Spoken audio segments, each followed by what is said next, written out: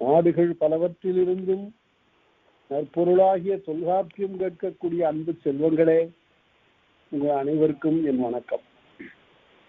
சிறிது இடையீடு விட்டு போயிற்று.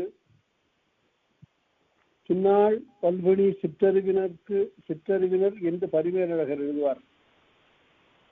வாழ்கின்ற சில நாளில் பல பிணிகள் என்று அதற்கு பொருள். அதுபோல நாம் செய்யக்கூடிய நல்வினைகளுக்கு இடையூறாக சில பிணிகள் வரலாம். அதுபோல அப்படிப்பட்ட பிணிவாய்ப்பட்ட நிலையில் ஒரு திங்கள் போய்விட்டது. அது நம் வகையில், கல்வி என்ற வகையில் அது இழப்புத்தான். அதனை தாண்டி இப்போது தொல்காப்பியத்தில் சொல்லதிகாரத்தில் உரியியல் என்ற அருமையான ஓர் இயல், மிக மிக இன்றியமையாத அனைவரும் பாடம் கேட்க வேண்டிய ஒரு இயல் பற்றி நாம் இப்போது இந்த வகுப்பில் பார்க்க போகிறோம். உரிச்சொல் என்றால் என்ன? பலர் அந்த உரிச்சொல் என்பதற்கு பொருள் தவறாக கருதி கொள்ளுகிறார்கள். உரிச்சொல் என்றால் உரிய சொல் என்று எழுதுகிறார்கள். எதற்கு உரிய சொல்? தொல்காப்பியர் இந்த உரிச்சொல்லை எதற்கு சொல்லுகிறார்? உரிச்சொல் என்றால் உரிய சொல், அதாவது செய்யுளுக்கு உரிய சொல். எல்லா சொல்லும் பொருள் குறித்தனவே என்று சொன்ன தொல்காப்பியர் செய்யுளுக்கென்று உரிமை படைத்த சில சொற்களை தேர்ந்து இந்த இயலில் கூறுகிறார். அந்த சொற்களுக்கு பொருள் கூறுகிறார். அந்த சொற்களுக்கு பொருள் கூறுகின்ற போது அவற்றை காண்கின்ற நாம், அந்த சொற்களில் பல சொற்கள் இன்றைக்கும் வழக்கில் இருக்கக்கூடிய தமிழ்மொழியின் வீறு அல்லது இடையராது புடங்குகின்ற ஒரு ஆற்றல், அதனை நாம் காண்கிறோம். தமிழ் ஒரு 2500-3000 ஆண்டுகளாக சரியான ஆவண பதிவு பெற்றிருக்கிறது. அதற்கு முன்னிருந்த நூல்கள் நமக்கு கிடைக்கவில்லை. ஆனால் அதற்கு முன்பாக பற்பல நூல்கள் இருந்தன என்பது தொல்காப்பியத்தால் வெளிப்படையாக அறியப்படுகிறது.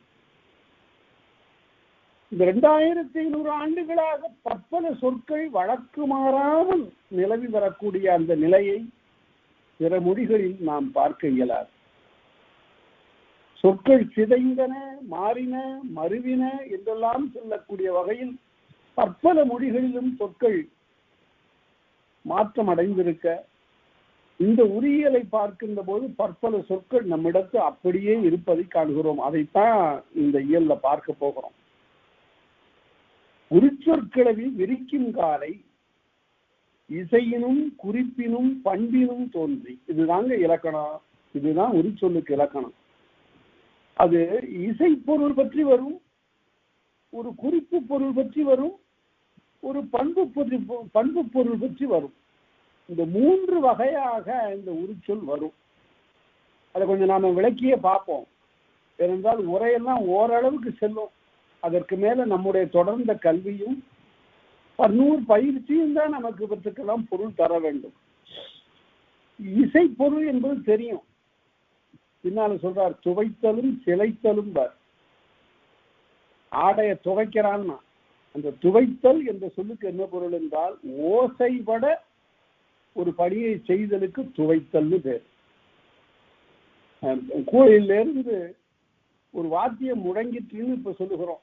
இந்த வாத்தியம் இருக்கு பாருங்க, அது இயம் என்பது அருமையான தமிழ் சொல். இயம் எம்பினார் அப்படின்னு சொல்லுவோம். பலவேறு வகையான இசைக்கருவிகளை முழங்குகின்றவர்கள் பல்லியம் என்று சொல்லுவார்கள். பல இயம், பல வாத்தியங்கள் என்று பொருள். அதே போல பல இசைக்கருவிகளை முழங்குகின்றவர்கள் பல்லியத்தார் என்று சொல்லப்படுவார். அந்த இயம்பல் என்பது ஒரு இசை பொருட்கிழவி, இசை பொருண்மையுடைய ஒரு சொல். அதே போல துவைத்தல் சிலைத்தல் என்பதும் இசை பொருள் குறித்த சொற்கள். சிலைத்தல் பாருங்க, தொல்காப்பியம் படித்தாதான் ஒரு தெளிவு வரும் நமக்கு. சிலைத்தல், ஒரு சிலையை செதுக்குகின்ற காலத்து அதனுடைய ஒளியில அதற்கு அதிகமான வேலை உண்டு. அங்கு ஒரு ஒலி உண்டாகும். அதன் காரணமாக வெறும் கல்லை சிலையாக்குகிற போது உண்டாகின்ற ஒலியின் அடிப்படையில் அதை சிலைத்தல் சொன்னான். அந்த சிலை என்பது வடமொழியில போய் சிலா என்று ஆயிற்று. ஆகவே தமிழிலே சிலை என்பது தமிழ் சொல்தான். அதனை வட சொல்லாகவே பலர் காட்டி வருவது வருந்தத்தக்கது. சுவைத்தலும் சிலைத்தலும் இவையெல்லாம் இசை பொருட்கிழவிகள். அடுத்தபடியாக குறிப்பு பொருள் என்பது என்ன? அது மனத்தால் உணரப்படுவது என்று பொருள். மனத்தால் உணரப்படுவது குறிப்பு பொருள். எடுத்துக்காட்டுக்கு சொல்ல வேண்டும் என்றால், இங்கே மிகுதியாக ஒரு பொருள் இருக்கிறது என்று சொல்லுகிற போது நாம் தவநனி, தவம், நனி, உரு என்ற சொற்களை எல்லாம் பயன்படுத்துகிறோம். அதே போல பண்பினாலும் என்றால் அது பொறியினாலே உணரப்படுவது. இவ்வாறு இந்த நூற்பாவை பார்த்து கொண்டே வாருங்கள். இந்த 3 பொருண்மை பற்றி வரக்கூடிய சொற்கள் தாம் என்று சொல்லுகிறேன். ஏனென்றால் பன்மை சொற்கள் தான் என்று சொல்லுவது பிழை. 3 பொருள் பற்றி வரக்கூடிய சொற்கள் தாம் உரிச்சொல் என்று கூறப்படும். சரி, அது எப்படி வரும்? பெயரினும் வினையினும் மெய் தடுமாறி. அது என்ன பெயரினும் வினையினும் மெய் தடுமாறி என்றால், பெயர் சொல் போலவும் வினைச்சொல் போலவும் என்று பொருள். அதை பார்த்தா பெயர் சொல் போல இருக்கும், வினைச்சொல் போல இருக்கும்.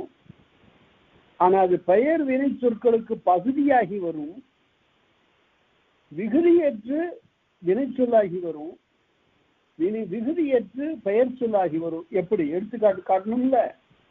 மழை என்பது ஒரு உரிச்சொல். மழை என்றால் ஒரு உரிச்சொல். மழவும் குழவும் இளமை பொருள என்று சொன்னார். மழவும் குழவும் இளமை பொருள என்றால் இளமையை குறித்த சொற்கள் இந்த மழை என்பதும் குழ என்பதும். இந்த மழை என்பது மழலை என்று ஆயிற்று, குழ என்பது குழவி என்று ஆயிற்று. அதான் பெயர் சொற்களாக. இதுதான் பெயரினும் மெய்யினும் பெயரினும் வினையினும் மெய் தடுமாறின்னு பாருங்க. இப்ப உரிச்சொல்லிலிருந்து பெயர் சொல் பெறப்பட்டதற்கு இவை எடுத்துக்காட்டு. இது மழை, மழை, மழலை, குழ, குழவி. குழவி என்றால் குழந்தை, குழ, குழவி. அதாவது ஒன்று பெரிதாக இருக்கும், அதற்கு பக்கத்துல ஒன்று சிறிதாக இருக்கும். தாய்க்கு பக்கத்துல குழந்தை. இந்த ஒற்றுமைய வீட்டில புழங்கு பொருள்களுக்கும் கொண்டு வந்திருக்கிறார்கள். எப்படி அப்படின்னு, அதாவது தாய் குழவி, தாய் பெரியவள், தாயினால் ஈனப்பட்ட நிலையில் தோன்றியிருப்பது குழவி. அது பாருங்க, அம்மி, குழவி. அம்மி என்பது அம்மி அரைத்தலால், அம்மி அரைத்தலால் அதற்கு அம்மி என்று பெயர். அதற்கு அரைக்க பயன்படக்கூடிய சிறிய ஒன்றிற்கு, சிறிய கல்லுக்கு குழவி என்று பெயர். அது திரட்சியையும் குறிக்கும். இப்ப மழலை, குழவி என்பன பெயர் சொற்கள். அவை எங்கிருந்து வந்தன? மழை, குழ என்னும் உரி சொற்களிலிருந்து பெறப்பட்டன. சரி, அதே போல பெயரினும் வினையினும் மெய்தடுமாறினார். அது உவப்பு என்பது ஒரு உரிச்சொல். உவப்பு, உவப்ப தலை கூடி உள்ள பிரிதல் அனைத்தே புலவர் தொழில் என்றார் திருவள்ளுவர். உவப்பு என்றால் மகிழ்ச்சி என்று பொருள். அது என்ன மகிழ்ச்சி உவப்பு என்றால் நல்ல ஆராய்ந்து பாருங்கள். எவ்வளவு இன்பம் பயக்கக்கூடிய மொழி தமிழ் என்பது தெரியும். உவப்பு என்பது உவா என்பதிலிருந்து வந்தது.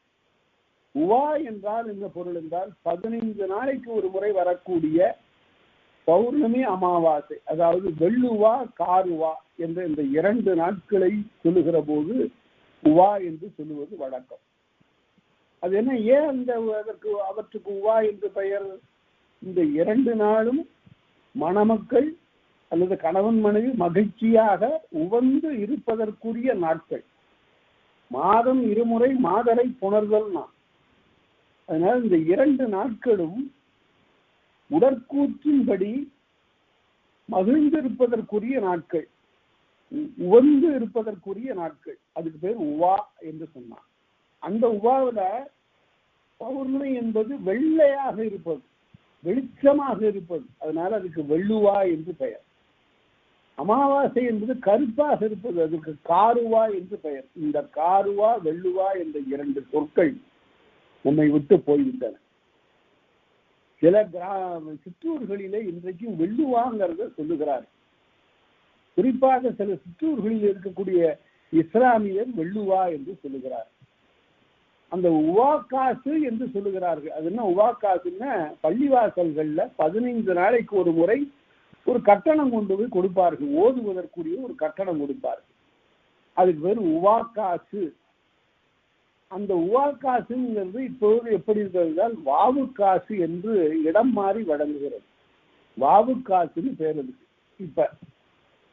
அதனால மொழி நம்முடைய மொழி இறந்துபடவில்லை, வழக்கத்து போய்விடவில்லை. சில இடங்களில் இவ்வாறு பொருள் குன்றாத நிலையிலும் கூட திரிந்து வழங்குகிறது. அதை அடையாளம் பார்க்கணும். அதனால உவப்பு என்பது மகிழ்ச்சி என்று குறித்த ஒரு உரிச்சொல். அது உவந்தனள், உவந்தனன் என்று வினையாக வரும். இப்ப பாருங்க, இசை குறிப்பு பண்பு குறித்த உரிச்சொற்கள் பெயர் போலவும் வரும், வினை போலவும் வரும். பெயருக்கு முதலாகவும் வரும், வினைக்கு முதலாகவும் வரும் என்று பொருள். இவ்வளவு விளக்கமா உரை எழுதல. பெயரினும் வினையினும் மெய் தடுமாறி சில சமயத்துல பெயராகும், சில சமயத்துல வினையாகும். அவ்வாறு பெயரினும் வினையினும் மெய் தடுமாறி ஒரு சொல் பல பொருட்கு உரிமை தோன்றினும், கடின்னு ஒரு சொல் இருக்கு, அது ஒரு உரிச்சொல். அது எத்தனை பொருள் இருக்கு தெரியுமா? அது கடிநகர் அப்படின்னா அழகான நகரம்னு பொருள். கடிநகர்னா காவல் மிகுந்த நகரம்னு பொருள். அது கடி என்ற சொல்லுக்கு வரைவு, காப்பு என்று துணை என்று பல வகையான பொருள்கள் வரும். பின்னாடி அதை பார்க்க போறோம். கூர்மை, வரைவு, கூர்மை, கடி என்றால் கூர்மை என்று இவ்வாறு பல பொருள்கள், 10 பொருள்களை சொல்லுகிறார் தொல்காப்பியரே. கடி என்ற சொல்லுக்கு 10 பொருள்களை சொல்லுகிறார். அதனால ஒரு சொல் பல பொருளுக்கு உரிமை தோன்றினும், அதே போல பல சொல் ஒரு பொருளுக்கு உரிமை தோன்றினும். பாருங்க, ஒரு சொல்லை குறித்து ஒரு பொருளுக்கு பல சொற்கள். எப்படி? உரு, தவ, நனி எல்லாம் மிகுதி குறித்த சொற்கள். ஒரு பொருள் உற்றுடி உதவியும், ஒரு பொருள் கொடுத்தும், ஒரு பொருள் மிகுந்த பொருளை கொடுத்தும். அதே போல தவனன்குடையார் என்றால் மிகுதியும் உடையார் என்று பொருள். நனி சிறப்பு என்றால் மிகுதியும் சிறப்பு என்று பொருள். இவ்வாறு பல சொல் ஒரு பொருளுக்கு உரிமை தோன்றினும் பயிலாதவற்றை பயின்றவை சார்த்தி. எப்படி உணரணும்? வழக்கில் இல்லாதவற்றை எல்லாம் வழக்கில் உள்ளவற்றோடு பொருத்தி பாருங்கள். அப்போதுதான் அவற்றுக்குள்ள பொருள் தெரியும். தத்தம் மரபில் சென்று நிலை மறங்கின் எச்சொல்லாயினும் பொருள் வேறு கிளத்தல். இந்த நூற்றாவை திருப்பி திருப்பி படிச்சு பார்த்தீங்கன்னா இதுல ஒரு வினைமுற்ற காணும். என்ன சொல்லி இருக்கணும்? எச்சொல்லாயினும் பொருள் வேறு கிளத்தல். கிளத்தல் என்றால் கிளக்கும் என்று பொருள். அது கிளந்து உணர்த்தப்படுங்கிற சொல்லு வரணும். வினை வரல. அது வினை பயனிலை தொக்கதுன்னு எழுதினார் உரையாசிரியர். இதற்கு பயனிலை தொக்கது. அது எப்படி பயனிலை தொக்கது? ஒரு தொடர்ல எழுவாய் தொக்கு இருக்கும் பல இடங்கள்ல. வா போகலாம் அப்படின்னா நீ வா போகலாம். நீ என்பது தொக்கது, அது பெயர் தொக்கது. முன்னிலை ஒருமை பெயர் தொக்கது.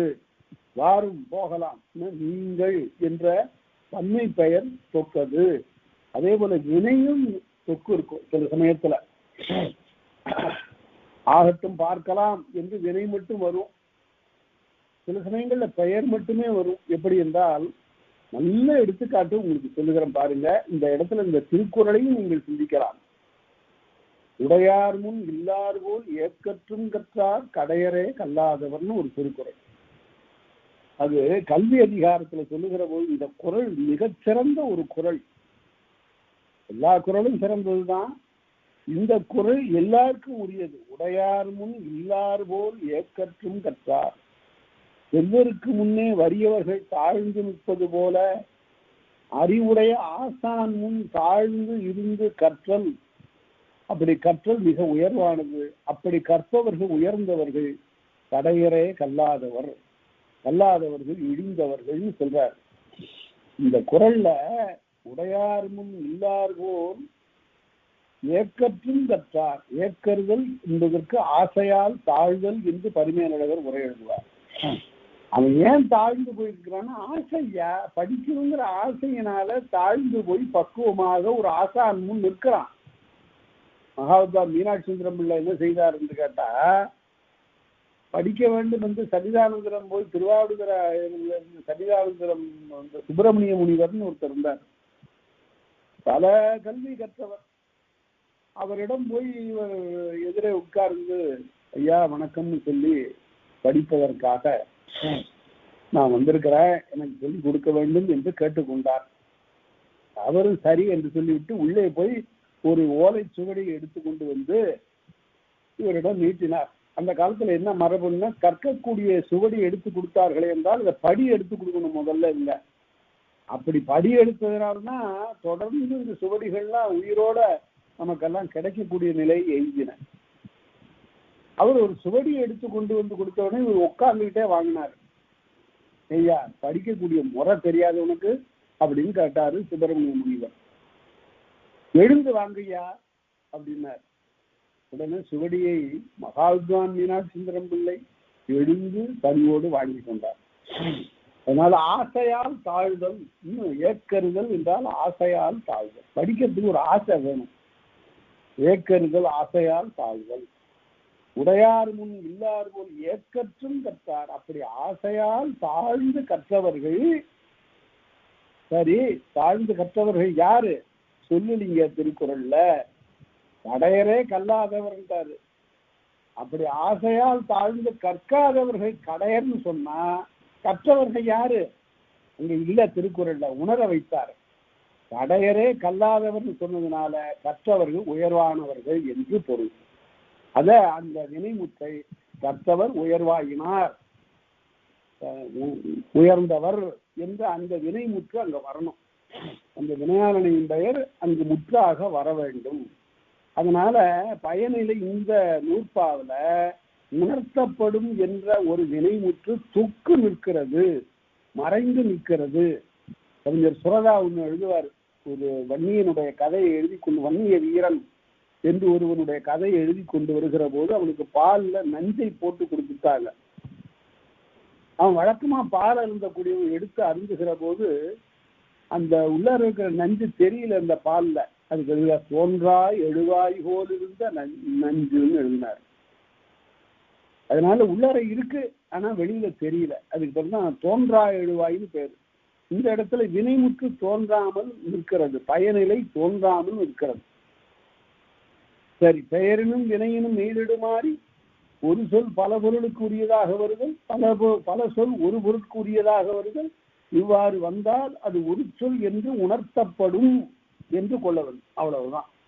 இப்ப கருப்புன்னு ஒரு சொல் இருக்கு, வல்லினம் போட்டு எழுதணும். இந்த இடத்துல கருப்பும் சிவப்பும் வெகுளி பொருள். கருப்புன்னு சினம் என்று பொருள்.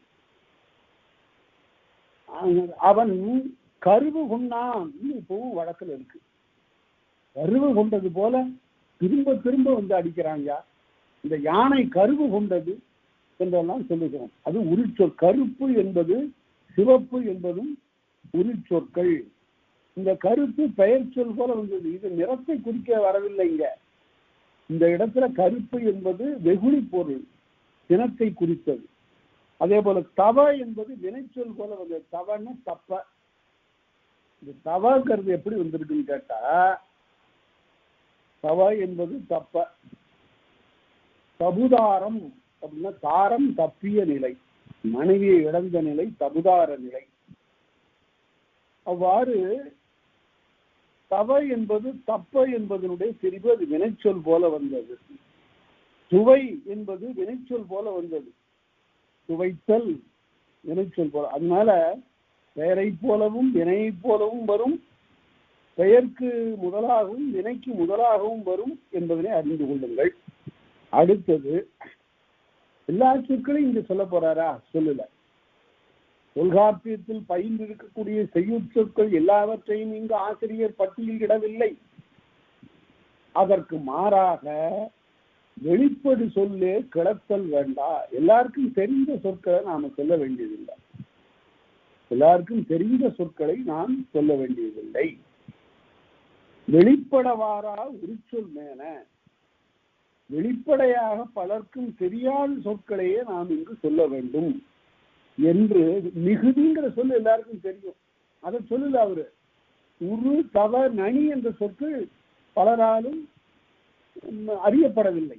அறியப்படாத அந்த உரிச்சொற்களைத்தான் இங்க சொல்லுகிறார். அதான் பயிலாதவற்றை பயின்றவை சார்பு என்றால் உரு தவ நனி என்பன மிகுதி என்ற பொருள் உடையன. மிகுதி என்பது பயின்ற சொல், உரு தவ நனி என்பன பயிலாத சொற்கள்.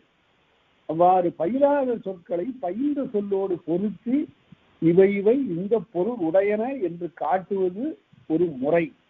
அந்த முறையில் இந்த உரு சொற்கள் உணர்த்தப்பட வேண்டும். எல்லாருக்கும் தெரிந்த பொருளை மேடையிலையும் பேச வேண்டியதில்லை, தனியாகவும் சொல்ல வேண்டியது. உரையாற்றி எழுதி கொண்டு வருகின்ற போது சொல்லுவார், இவை முன்பு அறியப்பட்டன எழுதுவாங்க, இவை விரித்தல் வேண்டா என்று எழுதுவாங்க. இவற்றையெல்லாம் சொல்ல வேண்டியதில்லை என்று எழுதுவாங்க.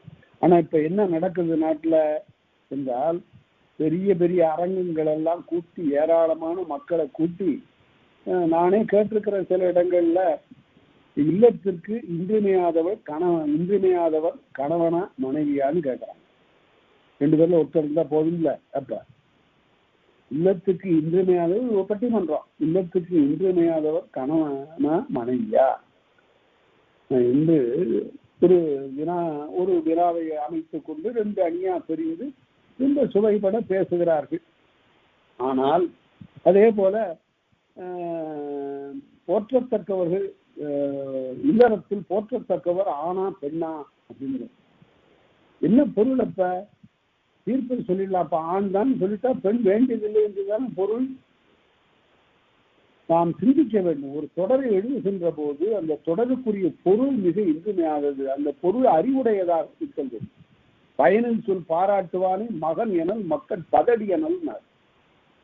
அதனால ஆழமாக சிந்தித்து, ஒரு காலத்துல ரொம்ப அதிகமாக பேசப்பட்ட ஒரு பட்டிமன்ற பொருள் என்னவென்றால், கற்பிற் சிறந்தவள் கண்ணகியா மாதவியான்.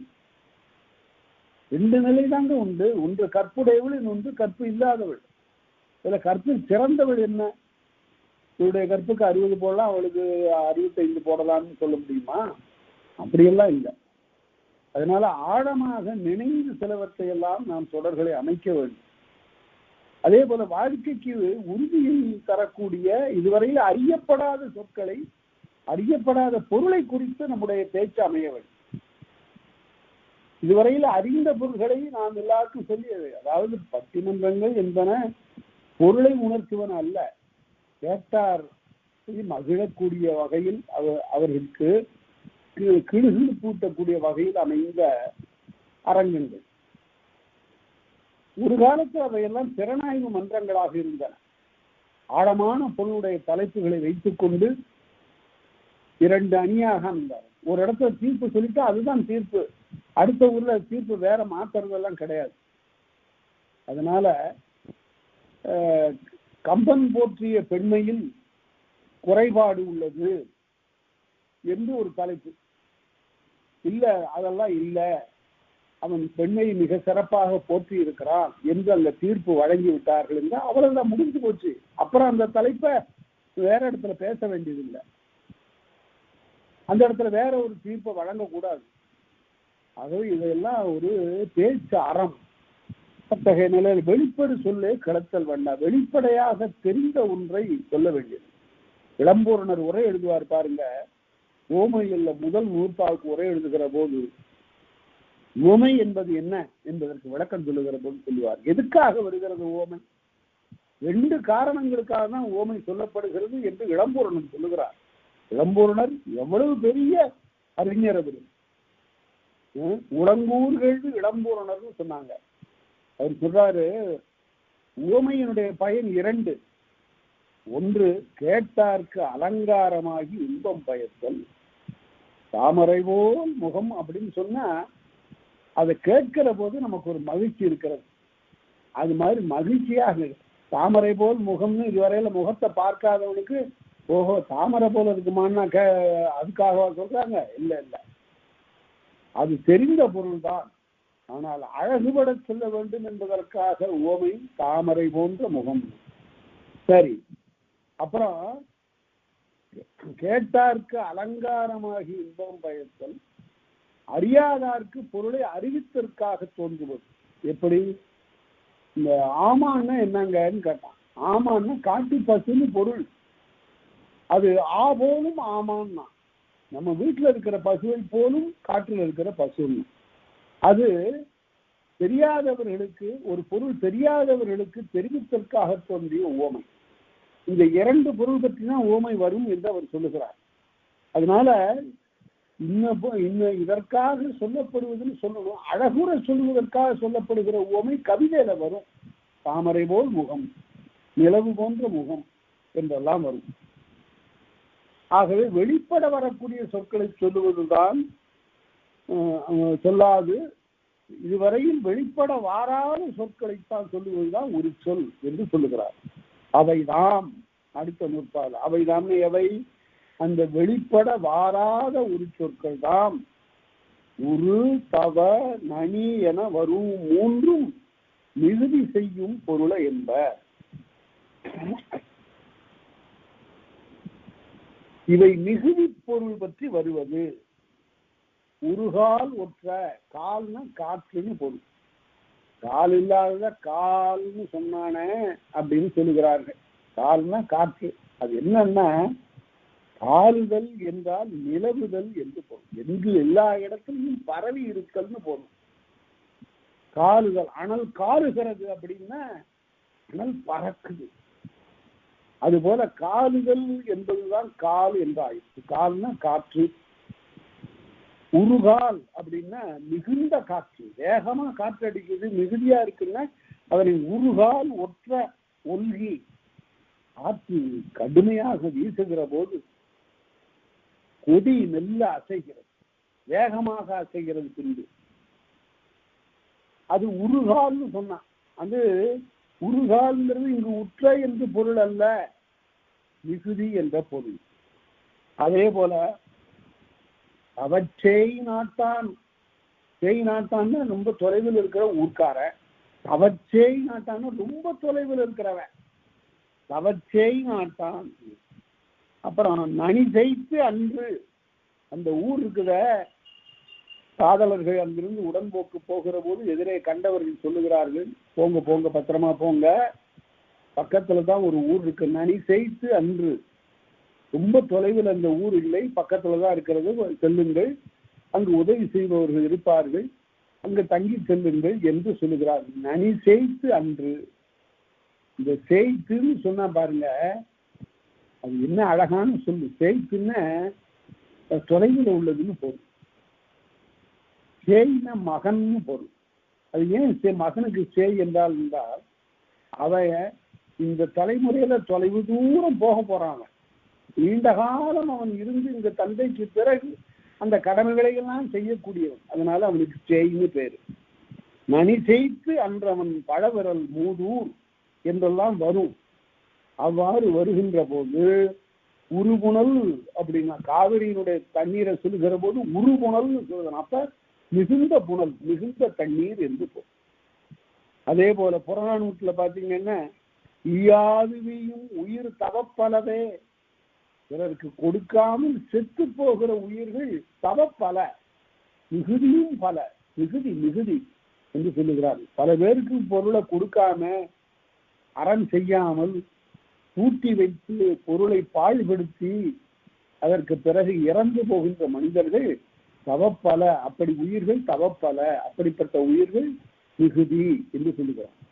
அதே போல வந்து நனி வருந்தினை வாழினை வாழி நெஞ்சே, அகநானூற்றுல வந்து நனி வருந்தினை, ரொம்ப வருந்தி, மிகவும் வருந்தினாய். இப்ப இந்த நிரம்பங்கிற பொருள் தான் இந்த தவ நனி உருங்கிறதுக்கெல்லாம். நிரம்ப, இந்த நிரம்பங்கிற சொல்ல நம்ம கொன்று விட்டோம். எப்படி? ரொம்பங்கிறோம். நிரம்ப ஊற்று, பாத்திரம் நிரம்ப ஊற்றுன்னு சொல்லக்கூடிய இடத்துல பாத்திரம் ரொம்ப இடிச்சுங்கிறான். நிரம்பி விட்டது என்ற சொல் என்ன கொடுமையா மாறி போயிட்டது. ரொம்ப இடிச்சுங்க, நிரம்பி விட்டது. அப்படியே கொஞ்சம் இந்த பேச்சு வழக்கில் அதெல்லாம் கொண்டு வரலாம். திரும்பவும் நிரம்பி இருக்கா பாருங்க என்று கேட்கு. நிரம்பி விட்டதா என்று கேட்க வேண்டும். அதுபோல அடுத்தது உருன்னு ஒரு சொல்லு. அது ஒரு உரிச்சொல். உருங்கிறது தெரிந்த சொல். உருங்கிறது உருவம். அதை பத்தி இங்க பேச்சு இல்லை. இங்க வெளிப்பட வாராத சொல்லத்தான் சொல்ல போறார். உருங்கிறதுக்கு இங்க என்ன பொருள் என்றால் உக்கு என்று பொருள். அது என்ன உக்கு? உக்குன்னா அச்சம். உரு என்பதற்கு அச்சம் என்று பொருள். உரு உக்காகும். அவ்வளவுதான். ரெண்டே சொற்கள் தான். உரு உக்காகும். உருகெழு கடவுள் அப்படின்னு. உருகெழு கடவுள் கந்தம் கைவிட என்று அகநானூற்றுல வரும். அச்சம் தருகின்ற கடவுள், தோற்றத்தால் அச்சம் தருகின்ற கடவுள். பல இடங்கள்ல பாத்தீங்கன்னா காளி மாறி என்றெல்லாம் பார்ப்பதற்கே அச்சம் தருகின்ற, கையில கத்தி வாழ் வேறு வச்சிருக்கோம். அதாவது நம்முடைய தெய்வங்களை வீரமிகுந்த தெய்வங்களாக அவன் படைக்கிறான். வீரத்தன்மை வீரப்பண்பு மிக்க தெய்வங்களாக படைக்கிறான். அதான் உருகெழு தெய்வம். கெழுன்னா பொருந்தியன்னு பொருள். இங்க அன்பு கெழுமிய நிறம்ல அந்த கெழு. உருகெழு தெய்வம் என்றால் அச்சம் பொருந்திய கடவுள் என்று பொருள். அந்த உரு என்பதற்கு அச்சம் என்று பொருள். அடுத்தது புரை உயிர்வாகும். புரை என்றால் உயர்வு என்று பொருள். நற்றிணையில முதல் பாட்டுல கபிலர் சொல்லுவார், தாமரை தந்தாது ஊதி நீதி செய் சாந்தின் தொடுத்த தீந்தேன் போல புரையமன்ற புறையோர்கண்ணை. புறையோர்னு உயர்ந்தவர். புரையமன்ற புறையோர்கண்ணை உயர்ந்தது, உயர்ந்தவர்களுடைய நட்பு உயர்ந்ததுதான் என்று சொல்லுவார். புரையமன்ற புறையோர்கண்ணை. புரை என்றால் உயர்ந்தது என்று பொருள். புரை உயர்வாகும் அப்படின்னார். அடுத்தது குருவும் கெழுவும் நிறனாகுமே. பாருங்க,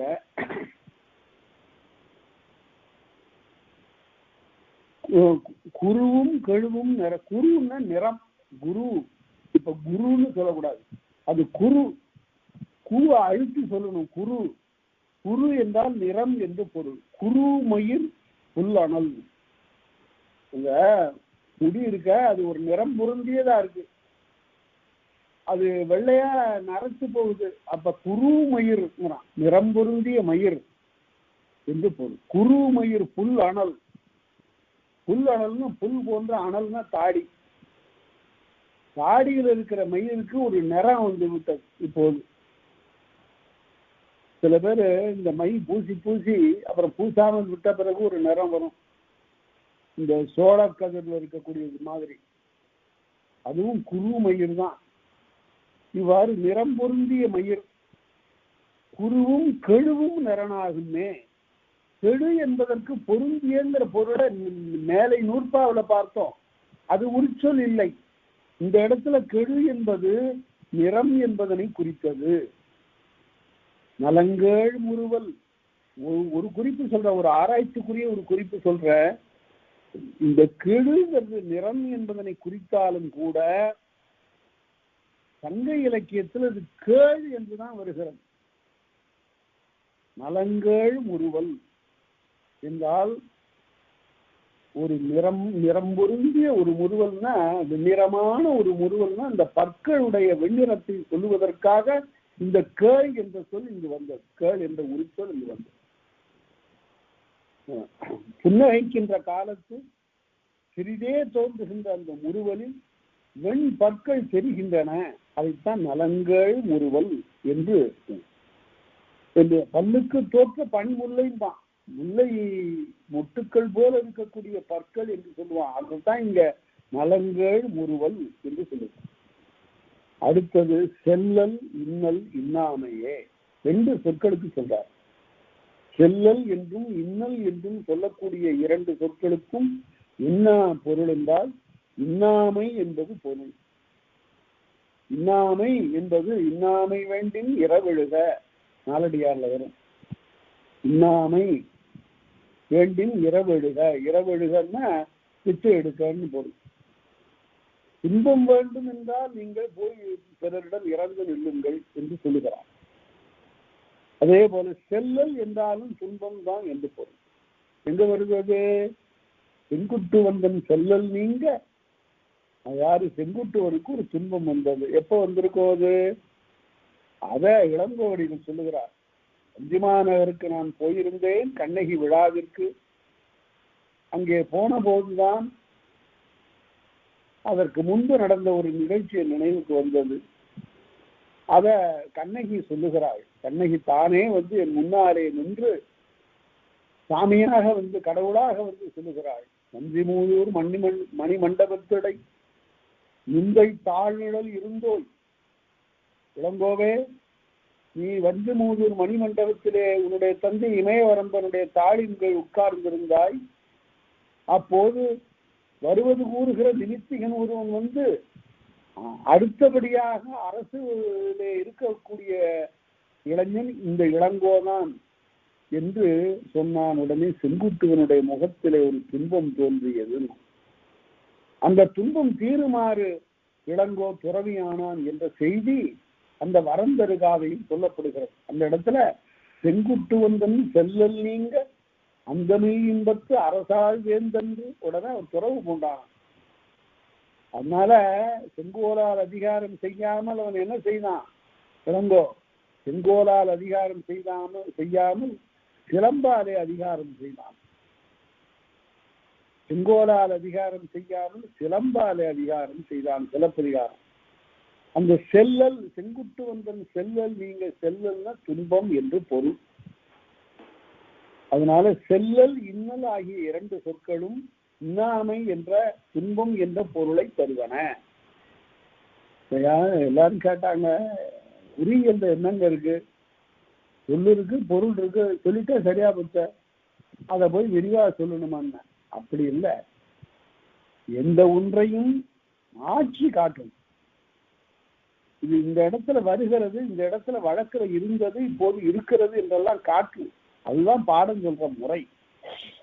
இங்க வரக்கூடிய உரிச்சொற்கள் எல்லாம் எங்கெங்கு வருகின்றன என்று சங்க இலக்கியத்துல பார்க்கணும். எத்தனை இடத்துல வருதுன்னு எண்ணணும். அப்படி மாத்திரை முதலாக அடிநிலைகாரும் கற்கக்கூடிய கல்விதான் கல்வி. அப்படி படிக்கக்கூடிய ஒரு மரபு இன்றைக்கு நாட்டிலே அற்று போயிட்டது. ஒரு சொல்ல இப்ப நினைச்சு பாருங்க, ஒரு சொல் செல்லல்னா அது இந்த இடத்தில் வருகிறது என்று உரையாசிரியர் காட்டுறார். சில இடங்கள் அவரால் காட்ட முடியல. வந்தபடி கண்டுகொள்கன்னு எழுதுறாரு. ஏன் அப்படி எழுதுறாரு தெரியலையா அவருக்கு? அவர்கள் எல்லாரும் நினைவிலே இருந்து சொல்லுகிறார். நம்ம போல புத்தகம் இல்லை இப்ப புரட்டுறதுக்கு. உடனே நம்ம போல அகராதி இல்லை உடனே பார்ப்பதற்கு. எல்லாம் சுவடியில, ஓலைச்சுவடியில இருக்கும். அந்த எழுத்துக்களை ரொம்ப உயர்ந்துதான் படிக்கணும். அவற்றுக்கெல்லாம் அவர் இவ்வளவும் எடுத்துக்காட்டு சொல்வதெல்லாம் அவர்களுடைய நினைவிலிருந்து, அவர்களுடைய படிப்பிலிருந்து சொல்லுகிறார்கள். பார்த்து பார்த்து சொல்லவில்லை. அதனால வந்த வழி கண்டுகொள்கிறாங்க. சில இடத்துல, சில இடங்கள்ல இதற்கு எடுத்துக்காட்டு அக்காலத்து வழக்கில் இல்லை எழுதுவாங்க. இக்காலத்து வழக்கில் இல்லை எழுதுவாங்க. அதெல்லாம் அவர்களுடைய நிரம்பிய கல்வி. அவ்வளவு படித்தவர்கள் சில சமயங்கள்ல சில இடங்கள்ல காட்ட முடியல. அதுக்கு காரணம் சுவடிகளை எடுத்து பார்த்து எந்த இடத்துல வருகிறது என்று ஒவ்வொரு சொல்லுக்கும் தேட முடியாது. அதனால சில இடங்கள்ல சொல்லல. இப்ப அடுத்தபடி மல்லல் வளனே. மல்லல் வளனே என்றால் மல்லல் என்ற சொல்லுக்கு வளம் என்று பொருள். எங்க வருது?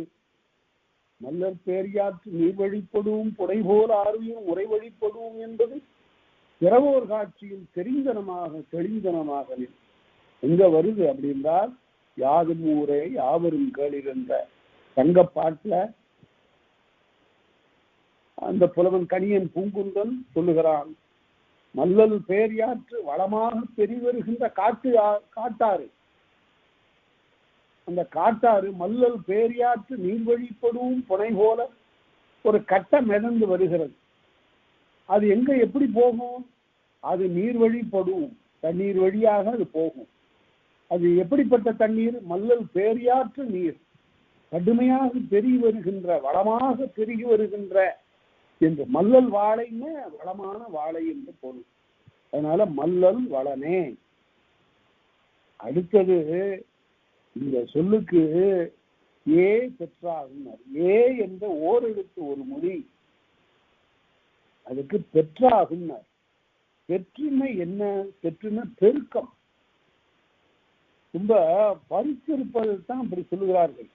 ஏ கல் அடுக்கம் என்று நற்றிணையில ஒரு இடத்துல வருது, வேற எங்கும் இந்த சொல்ல காணும். ஏ கல் அடுக்கம் அப்படின்னா பெரிய கல்லா அடுக்கி இருக்கு. இந்த மலைக்கு எத்தனை பேர் தமிழ்ல இருக்கு தெரியுமா? அது ஏன் அடுக்கம்னு பேருன்னு கேட்டா, பல பாறைகளை அடுக்கி வைத்தது போன்று இருக்கக்கூடிய மலைக்கு பேர் அடுக்கம். அதுவே வெட்ட வெளியில இருந்தா வெற்பு. அது மிக உயரமாக மலைக்கத்தக்கதாக இருந்தால் அதுக்கு பெயர் மலை. நிறைய சொற்கள் இப்படி மலையை குறித்தனவாக இருக்கின்றன. அளவுல கொஞ்சம் குறைந்ததாக இருந்தால் குன்று. அதனால எவ்வாறு வெற்பு, மலை, குன்று என்று பற்பல சொற்கள் இருக்கின்றன. இங்கு ஏ என்பது ஒரு பெருக்கல், அதாவது பெருகிய, அளவில் பெருகிய ஒரு கல். ஏகல் அடுக்கம், பெரிய கல்லால் அமைந்த ஒரு அடுக்கம் அல்லது மலை என்று பொருள். நற்றிடையில தான் வருது. இப்ப வழக்குல இருக்கிறதா என்றால் இருக்கு, வழக்குல இருக்கு. ஒரு பெரிய பொருளை பார்த்து அண்டா ஒண்ணு திருமணத்தை கொண்டு வந்தாங்க. எங்க வீட்டுக்கு பக்கத்துல திருமணம், ஒரு பெரிய செல்வருடைய வீட்டு திருமணம். அதுல காலையில குழம்பு வைப்பதற்காக உரிய அண்டா ஒண்ணு கொண்டு வந்தாங்க. அண்டான்னா எப்படிப்பட்ட அண்டா? 15 பேர் தூக்கிட்டு வந்தோம் அந்த அண்டாவை. அதை பார்த்துட்டு அங்க இருக்கிறவங்க எல்லாம் என்ன சொன்னாங்கன்னா, என்ன சொல்லியிருப்பாங்க நினைச்சு பாருங்க. பெரிய அண்டா அது. அதை பார்த்த உடனே ஏ அப்பான்னாங்க. அதான் அந்த ஏங்கிறது வழக்குல இருக்கு. அது வினா எழுத்து இல்லை, ஏங்கிறது இங்க.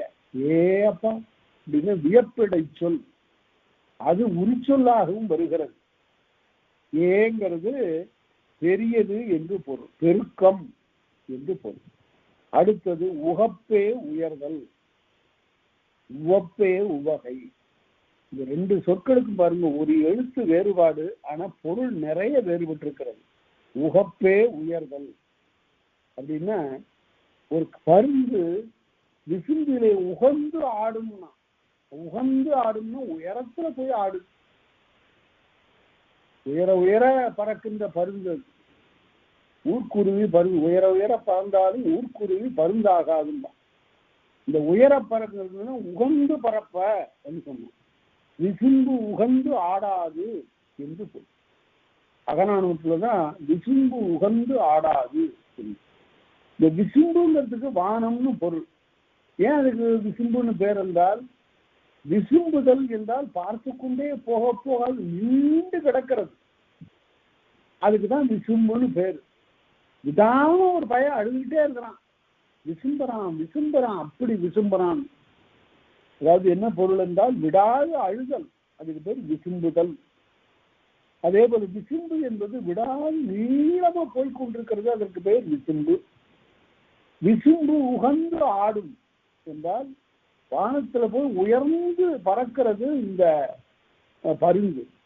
அதை சொல்லுகிற போது இந்த உகப்பு என்ற சொல்லை உகந்து என்று பயன்படுத்தினார். அடுத்தது உவப்புன்னு உவகை. நம்ம இந்திய பார்த்த உவப்புன்னு உவகை. உவப்ப தலை கூடி உள்ள பிரிகள் அனைத்தே புலவர் தொழில். திருவள்ளுவரை எந்த வகையில நாம போற்றுவதுன்னு தெரியல. ஏனென்றால் உலகம் முழுவதும் போற்றுகின்ற திருக்குறளில் இன்னும் வியந்து வியந்து போற்றுவதற்குரிய செய்திகள் ஏராளமா இருக்கின்றன. இந்த குறளுக்கே நான் சொல்றேன், நினைச்சு பாருங்க. உவப்ப தலை கூடி எங்கெங்கோ இருந்தாங்க, வெவ்வேறு ஊர்களில் இருந்தார்கள். ஒரு நாள் வந்து எல்லாரும் ஒன்னா சேர்ந்தாங்களாம். அதான் உவப்ப தலை கூடுதல். அடையாட அண்ணன் பார்த்து ரொம்ப நாளாச்சு. ஆமா, ஒரு ஆண்டுக்கு மேல ஆச்சு அவங்கள பார்த்து. உங்களை பார்க்கறதுல எனக்கு ரொம்ப மகிழ்ச்சியா இருக்கு. என்று இப்படி பேசிக்கொள்வதுதான் ஒப்ப தலை கூடுதல். சரி, எல்லாம் 10 நாள் ஒன்றா இருந்தாங்க, ஒரு பயிற்சியில் இருந்தாங்க, அல்லது ஒரு ஏதாவது ஒரு பணிக்காக வந்தார்கள். எல்லாம் அது முடிந்து போன பிறகு பிரியணும். பிரியும் போது ஒவ்வொருவருடைய கண்களிலும் கண்ணீர். அதுதான் உள்ள பிரிதல். நினைக்கும் போது அந்த ஒப்ப தலைக்கூடி என்பது எல்லாம் ஒன்றாக சேர்ந்தது. அது மெய்யின் இயல்பு, உடம்பினுடைய இயல்பு. எல்லாரும் ஒன்றா சேர்றாங்க. அதற்கு பிரியும் போது என்ன ஆயிடுச்சுன்னு கேட்டா உள்ள பிரிதல், நினைந்து பிரிதல், வருண்ட பிரிதல். ஐயோ நாம் பிரிய வேண்டியிருக்கிறதே, இனிமே எப்ப பார்ப்போமோ தெரியலையே என்று உள்ள பிரிதல். இது என்னது? அனைத்தே புலவர்கள் ஓப்பத்தலை கூடி உள்ள பிரிதல் அனைத்தே புலவர் தொழில்னார். தொழில்னா வழக்கம். தொழில் என்றால் இங்கு வழக்கம் என்று பொருள். நமக்கு தொழில் கவிதை, நாட்டிற்கு உழைத்தல் நாம் பாருங்க பாரதி. தொழில் என்பதற்கு பழக்கம் என்று, இடைவிடாத பழக்கம், இது எங்களுடைய இயல்பு என்று சொல்லுவதுதான் தொழில்கள். இதுவே தொழிலா போச்சியா அங்கிறோம். இதுவே இயல்பாக போய்விட்டதுன்னு பொருள். அதனால அவ்வாறு வருவதற்கு ஒப்பே உவகையினர். அடுத்தது பயப்பே பயனாகும். பயப்பே பயனாகும் அப்படின்னு. பயப்பு என்றால் பயன் என்று பொருள். எங்கேயாவது வருகிறதா அப்படின்னு பார்த்தா திருக்குறள்ல பயவா களரணையர் கல்லாதவர் அப்படின்னா. பயவா களர், உப்பு நிலம் இருக்குத, அதுல எந்த விதை போட்டா முளைக்கும்? எதுவும் முளைக்காது. அது பயவா களர், பயன் தராத களர் நிலம். அது பயவா களரணையர். பயப்புன்னா பயன்னு பொருள். அத கபிலர் புலவர்கள் ரொம்ப சிறந்த புலவர். சங்க இலக்கியத்துல மிகுதியாக பாடிய புலவர் கபிலர் தான். 245 பாடல்களை கபிலர் பாடியிருக்கிறார். கிடைக்கக்கூடிய சொற்கள்ல, கிடைக்கக்கூடிய பாடல்கள்ல 2379 பாடல்கள் சங்க பாடல்கள் நமக்கு கிடைக்கின்றன. அந்த பாடல்கள்ல 245 பாடல்களை பாடியவர் கபிலர். இந்த கபிலரை பற்றி சொல்லுகிற போது புறநானூற்றுல 53வது பாட்டுல பாத்தீங்கன்னா ஒரு அருமையான செய்தி கிடைக்கும். நான் அந்த பாட்டை அடிக்கடி படிச்சு ரொம்ப அடாடா அப்படியா என்று நான் வியப்பது வழக்கம். யானைக்கச்சை மாந்தரஞ்சேர் இரும்பொறைன்னு ஒருத்தன், அவனுக்கு கண்ணு ரொம்ப சிறியதா இருக்கும். அதனால அவனுக்கு யானை கண்மா, யானை கண் போன்ற கண்ணுடைய. யானைக்கு அவ்வளவு பெரிய உடம்புக்கு கண்ணு சிறியதா இருக்கும், ஆனாலும் கூர்மையான கண்ணு. யானைக்கச்சை மாந்தரஞ்சேர் இரும்பொறைங்கிறவன் போரிலே வெற்றி பெற்று வந்தான். வந்த பிறகு அடாடா இந்த வெற்றியை பாடுவதற்கு இன்றைக்கு கபிலன் இல்லாமல் போய்விட்டானேன்னு வருத்தப்படுறான். அப்போது இந்த பொருந்திய இளங்கீரன் என்ற ஒரு புலவன் அங்கிருந்து வந்து இந்த வெற்றி பெற்ற யானைக்கச்சை மாந்தரஞ்சேரலை பாடுகிறான். அப்படி பாடுகின்ற போது சொல்லுகிறான், செருத்த செய்யுள் செய் சென்னாவின் வெறுத்த கேள்வி விளங்கு புகழ் கபிலன் இன்று உளனாயின் நன்று என்ற நின் ஆற்றல் வந்த பாடுவன் முன்னால் பகைவரை கடப்பு. மிகப்பெரிய கேள்வியை உடைய, அறிவை உடைய, அறிவு சார்ந்த பெரும்புலனாகிய கபிலன் இன்று இருந்தால் நல்லது என்று சொன்ன உன்னுடைய ஆற்றலை நானும் கொஞ்சம் பாடுறேன் யாங்கிறான் பொருந்தில் இளங்கீரன்கிற புலவன். அதனால கபிலனுடைய கல்வி அறிவினுடைய பெருக்கத்தை அந்த பாட்டு சொல்லுகிறது. சரி, பயவா அந்த கபிலன் சொல்லுகிறான், காலமன்றியும் பாரியினுடைய பரம்பு மலையில எப்படியா காலமன்றியும் மரம் பயம் பகரும்னா. பயம் அது என்ன? பயம்னா அது பயன்கிறது பயம்னாச்சு. பண்ணை குறித்து பயம் என்று நின்றது. பலவேறு பயன்களை தரும். காலமன்றியும் மரம் பயம் பகரும்.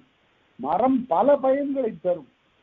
அது என்ன பல பயன்களை மரம் எப்படி தரும் என்றால் அதுக்கு திருக்குறளை தான் போய் பார்க்கணும். ஒப்புரவரிகள் அதிகாரத்துல மருந்தாகி தப்பா மரத்தற்றால் செல்வம் பெருந்தகையானின் படி.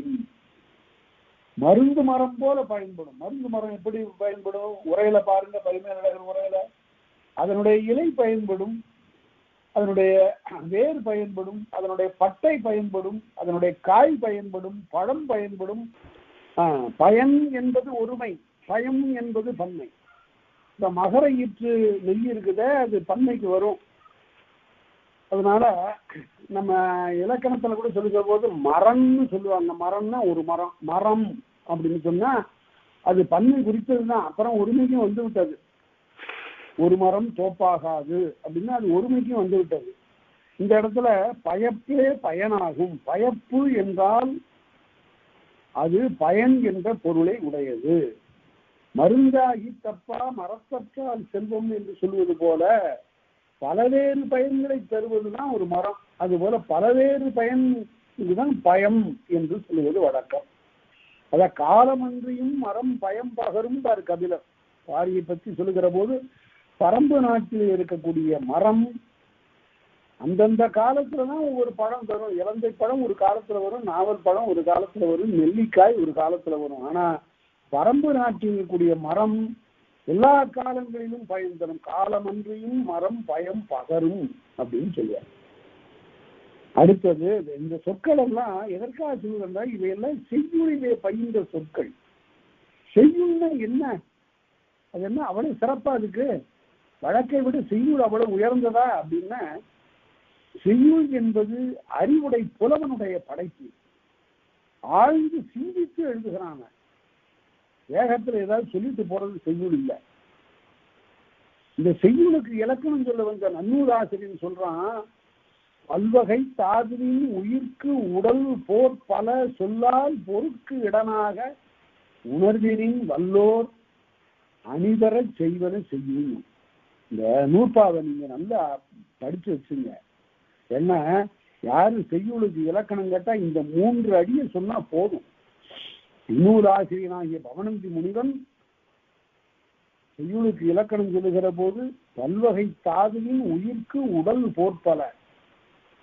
அதாவது உயிர் இருக்கணும்னு சொன்னா ஒரு உடம்பு வேணும். இந்த உடம்புல 7 இருக்கணும் மொத்தம். அதான் தாதுன்னு பேர் இருக்கு.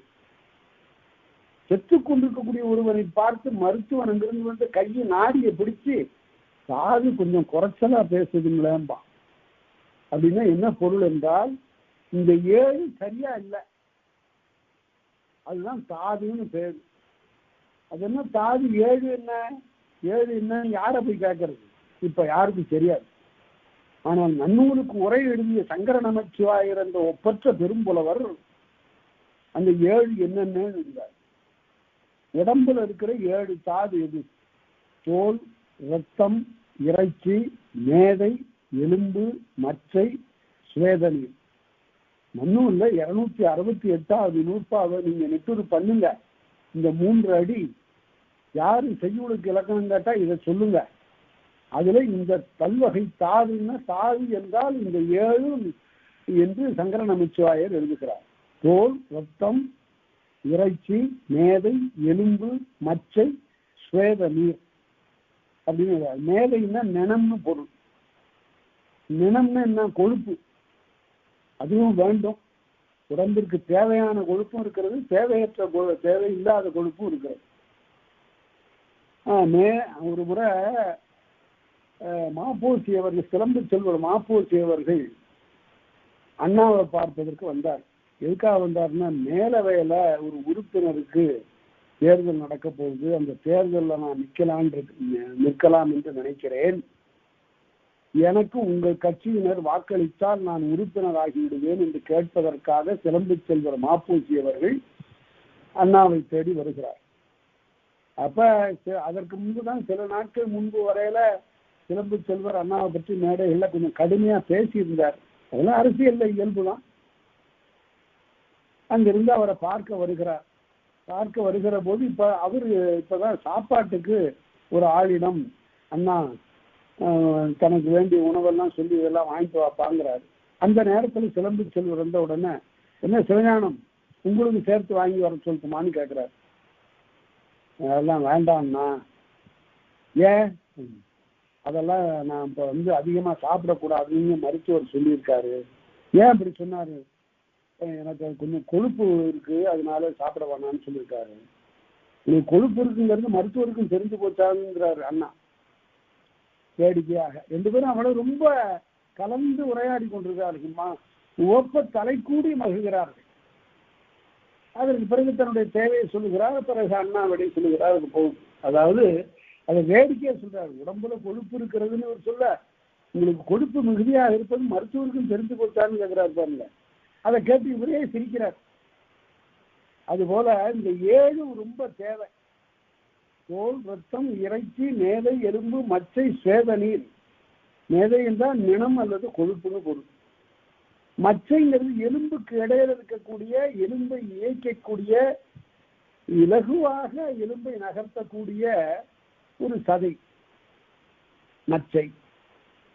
இந்த 7 எதுக்காக சொல்லப்பட்டது? அங்கதான் இருக்கு புலவன். அவன் தான் புலவன் சங்கர நமச்சிவாயர். இந்த 7 போன்றதுதான் எழுத்து, சொல், பொருள், யாப்பு, அணி, இறைச்சி, உள்ளுரை. இந்த 7 உடம்புக்கு எப்படி அந்த 7மோ அது போல செய்யுள்ள இந்த 7 இருக்கணும். எழுத்து, சொல், பொருள், யாப்பு, அணி, இறைச்சி, உள்ளுரை என்ற இந்த 7ஐ கொண்டது செய்யும் அப்படின்னாரு. அப்படி செய்யப்படுவதுதான் செய்யும். நான் ஒரு நாளைக்கு 50 கவிதை எழுதுவேன், 500 எழுதுவேன், 5000 எழுதுவேன் என்று சொல்லுவதெல்லாம் அவையெல்லாம் கவிதையாக அவையெல்லாம் பாட்டாகும். ஆழ்ந்து சிந்தித்து எழுதக்கூடிய பாடல்கள் இருக்கக்கூடிய நுட்பமும் நயமும் உட்பொருளும் குறிப்பும் ஆகிய இவையெல்லாம் சான்றோர் செய்யுட்களில் காண கிடைக்கும். ஒரு எடுத்துக்காட்டுக்கு ஒரு செய்யுள் சொல்றேன் பாருங்க. காகத்திற்கு இந்த பாட்டை எழுதிய அந்த பெருமகனை நாம் கைதொழுது போற்ற வேண்டும். காகத்திற்கு 2 கண்ணிற்கு ஒன்றே மணி கலந்தாங்கு. அதாவது கணவன் மனைவி 2 பேர் இருக்கிறாங்க. இந்த 2 பேருக்கும் உயிர் ஒன்றுதானா. ஒரே உயிரை 2 கூட்டிலே பெற்று வந்திருக்கக்கூடிய கணவன் மனைவியர். அதை சொல்லுகிற போது மாணிக்கவாசக பெருமான் சொல்லுகிறார், காகத்திற்கு 2 கண்ணிற்கு ஒன்றே மணி கலந்தாங்கு. கேள்விப்பட்டிருக்குமா நம்ம?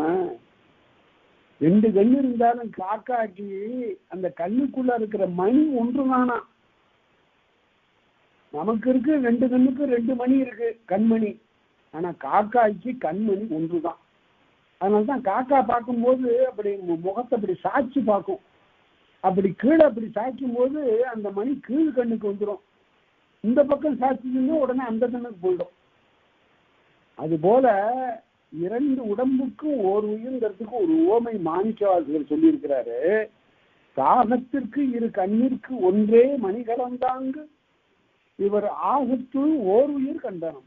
இவங்க உடம்புக்குள்ளார ஒரு உயிரை பார்த்தோம் யாம் இன்று.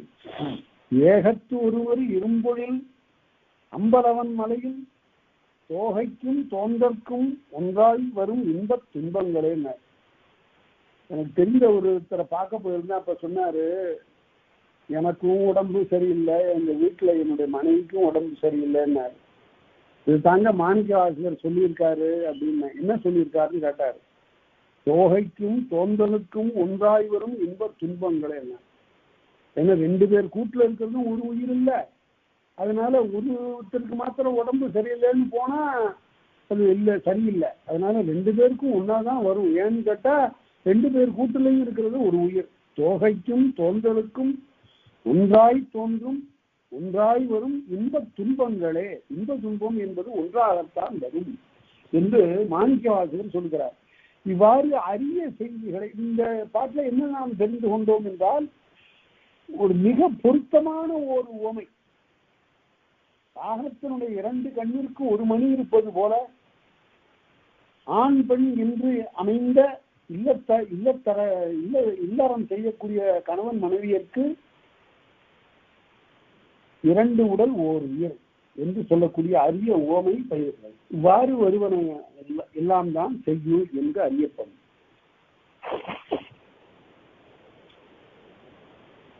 ஆற்றங்கரையில பெரிய மரம் இருக்கு, அரச மரம். வேறே இருக்கு அரச மரம். அது ஆற்றங்கரையில இருக்கிறதுனால தண்ணீருக்கு பஞ்சமே இல்லை, நிறைய வரும்.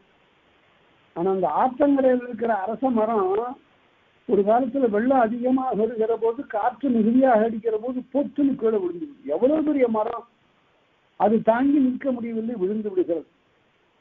அதை பார்க்கிறான் புலவன், பாடுகிறான். நீதி நூல் பாடுகின்ற புலவன், ஆற்றங்கரையின் மரமும் அரசரிய வீற்றிருந்த வாழ்வும் விழும் அன்றே அப்படின்னு. அதனால பெரிய பேரரசனா இருந்து என்ன பயன்? ஒரு நாளைக்கு விழுந்துருவாங்க, அவன் விட வேண்டிய நேரம் வந்தா விழுந்துருவான் என்று சொல்லுவதற்கு இந்த ஆற்றங்கரையினுடைய அரச மரத்தை ஓமைப்படுத்துவான். இவ்வாறாக ஒரு பொருளை உணர்த்துவதற்கு எது சரியான கருவியோ, சொல்லோ பொருளோ ஓமையோ இறைச்சியோ உள்ளுரையோ, அதனை கொண்டு அவன் உணர்த்துவான். அதுதான் புலவனுடைய பேராற்றல். சரியான ஓமையை தேர்ந்தெடுத்து சொல்றான். ஒருத்தர் எழுதினாரு, ரயிலில் மெயிலில் ராத்திரி வண்டியில் இன்ஜின் முன்னால் இருட்டை விரட்டிடும் 2 விளக்குகள் ஏககாலத்தில் என்னையே நோக்கி தாக்குதல் போல அவன் கண்கள் என்னையே நோக்கி தாக்கின. இது ஒரு பெரிய கவிஞர் எழுதிய பாட்டு தான். இதுல என்ன ஆயிட்டுதுன்னு கேட்டா, இன்ஜின் முன்னால், அந்த காலத்துல எல்லாம் இன்ஜினுக்கு முன்னால விளக்கு இருக்கும், அது ஒரு விளக்கு தான் இருக்கும், பெரிய விளக்கா இருக்கும், ஒரு விளக்கு தான் இருக்கும். இவர் என்ன பண்ணிட்டாரு, இந்த பெண்ணினுடைய 2 கண்கள் என்னையே பார்த்தன என்று அந்த காதலன் சொல்லுகிற போது, இன்ஜின் முன்னால் இருட்டை விரட்டிடும் 2 விளக்குகள் அப்படின்னு எழுதிட்டார். அது ஓமை பிழை. அது மாதிரி பெரிய கவிஞர்களுடைய பாட்டிலையும் கூட பிழை சில சமயத்துல வந்து சேர்ந்தோம். அப்படியெல்லாம் இல்லாமல் எழுதப்பட்ட சான்றோர் செய்யுட்களைத்தான் நாம பார்க்கிறோம். அதுல இந்த 7 தாதுக்கள் அமைந்து கிடக்கும் என்பதனை நாம் புரிந்து கொள்ள வேண்டும். சரி, இப்ப பசப்பு நிறனாகும். பசப்புன்னா நிறம், பசலை அப்படின்னு. அது இன்னைக்கு வழக்கில் இருக்கிறதா என்று கேட்டா இருக்கு. எங்க இருக்கு அப்படின்னு கேட்டா, பச்சை பசேன்னு படர்ந்து இருக்கக்கூடிய கீரைக்கு பேர் பசலை கீரை. அதான் பசலைங்கிறது அப்படியே வழக்கில் இருக்கு. இந்த இடத்துல பசப்பு என்றால் பச்சை தன்மை என்று பொருள். அது நிறனாகும். பசப்புன்னா நிறத்தை குறித்தது. ஆளு பசப்புறாங்க அப்படின்னா ஒரே, அதாவது ஒரு நிறம் காட்டுகிறான், ஒரு போலித்தன்மையை காட்டுகிறான் என்று பொருள்.